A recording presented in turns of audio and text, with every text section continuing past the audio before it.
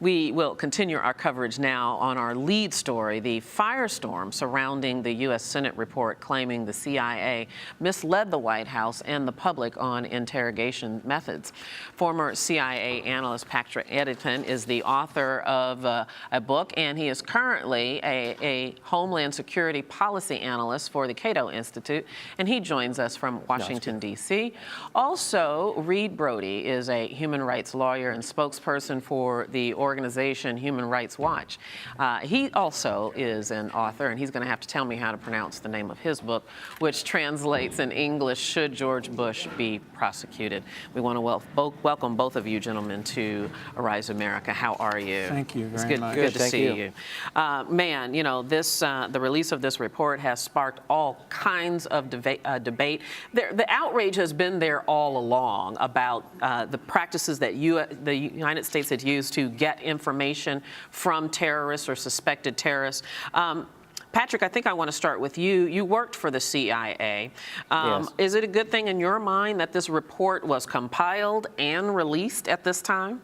Well, not only is it a good thing to at least have this summary out, but I would like to see the entire 6,000-plus page report released, because I think the public deserves to know exactly what happened here, you know, what kind of actions were taken in their name. Just going through the summary today, even I was shocked, quite frankly, at some of the tactics that were used here. And I think this has to just be the first step. It's unclear to me whether or not the U.S. Justice Department will actually go any further in terms of trying to prosecute anybody who is responsible for this. I tend to think the answer is no in this particular case. That being said, that doesn't mean that there aren't additional steps that we should be taking to try to prevent this from ever happening again. And the most important of those, quite bluntly, is for the House Intelligence Committee, in addition to the Senate Intelligence Committee, to actually do their jobs. We need this kind of oversight. We need essentially a level of church committee-style oversight, and not just once in a while when we have a major problem like this blow up.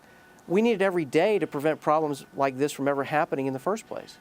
Indeed, Reed. You know, Human Rights Watch, of course, has often talked about this dark time in American history and using these, quote, enhanced interrogation techniques.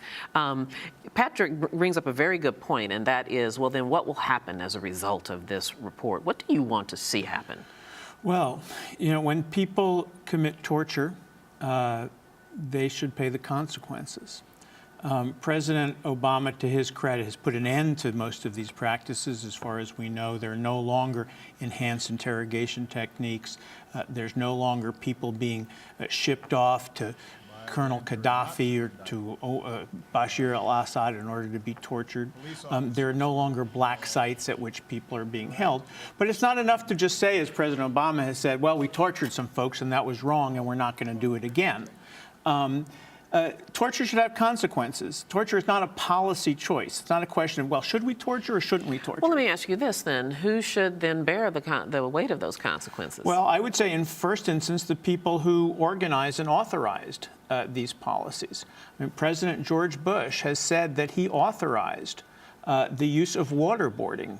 John McCain on the Senate floor today said that waterboarding was an exquisite form of torture. You know, around the world, when tin pot, you know, leaders order torture, we say they should face justice.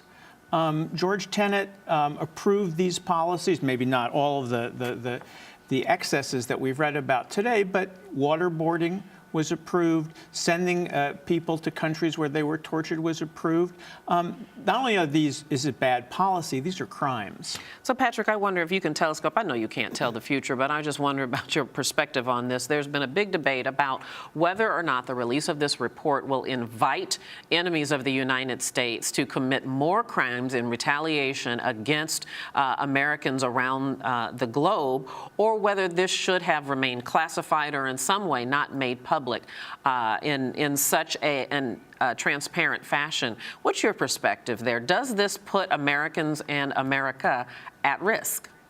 I don't see how it possibly can, given the fact that the United States has been continuing this assassination by drone policy throughout Southwest Asia for years now. And the idea that somehow the release of a report is going to make things worse than they already are, I think is just farcical on its face.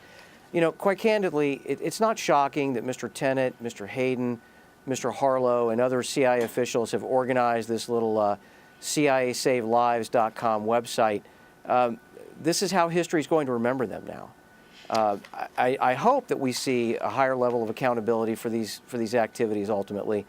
But I have to be candid with you, I'm not terribly optimistic about it, at least in a legal sense, because I don't think the Justice Department is going to be willing to go back and revisit this issue, given the fact that several prosecutors have already looked at least aspects of this program, to include the destruction of the videotapes, you may recall, of these interrogations, and elected not to bring any charges.